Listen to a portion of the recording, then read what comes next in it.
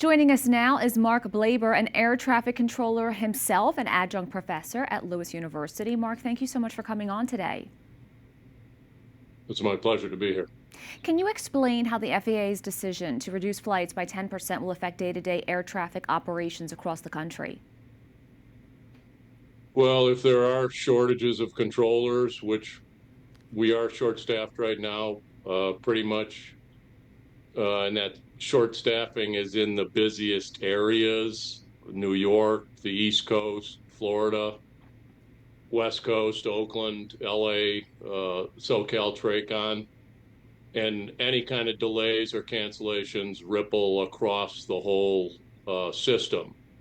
So even a 10% reduction can be exponential, just because you can add one airplane to a 5 or a 6 or a 7 airplane problem, and it can make it much more difficult. So that will help with what's happening right now with the chronic short staffing and any absences you're getting from people that are, the stress is getting to them even more than normal and are calling in, which I think is starting to happen in the air traffic control facilities. And as I mentioned earlier, I think the TSA thing is more impactful there for travelers because you're going to take much longer to go through an airport than you would normally to get on your airplane.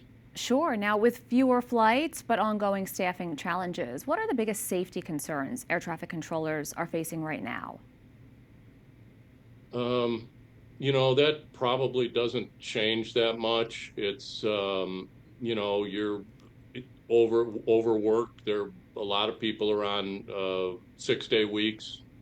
Some people are working 50+ hours, which I don't care who you are, that, may minimize or lessen your ability to do your job. And that's been going on for 2 or 3 years now. So, and now you add a little bit more stress with the, not getting a paycheck, and that just any little thing can affect someone at a sector, trying to do their job. Now, you explained. And with kind of no end in sight, I think that's frustrating for everybody too, that there doesn't seem to be any negotiations going on. Do you have a message for lawmakers on Capitol Hill? I think they should end the shutdown. Shutdowns aren't good for anybody. We went through a lot of them as controllers. They hurt everybody. They hurt taxpayers. They hurt government employees. They don't work, I don't think, to get, somebody's trying to get something. Now, as you mentioned, you've been doing this for a long time and have gone through other shutdowns. Does this one seem different to you? Well, what happened here that's weird is I work for a contractor. The FAA hires a contractor, SAIC, who then hires retired controllers, and we go back into the buildings where we used to work, and we train the controllers for the first year or so in a simulated lab atmosphere where it's exact same equipment, the traffic is computer generated.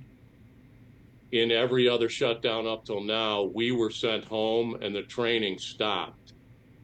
This time, for some reason, this administration is being allowed to move money around from somewhere nobody knows. We're still working. I'm a contractor. I'm getting paid. The controllers I'm training are not getting paid, which is really strange and weird. And they're paying the armed forces and ICE this time. Other times, nobody got paid, which adds to the pressure on lawmakers to end the shutdown. So in this one, they've mitigated some of the damage to some employees, but not others, which is kind of, they're picking and choosing who's getting paid and who's not. And a lot of people are forced to work without pay. So that's where this one is different. Mark Blaber, thank you so much for your time today. My pleasure.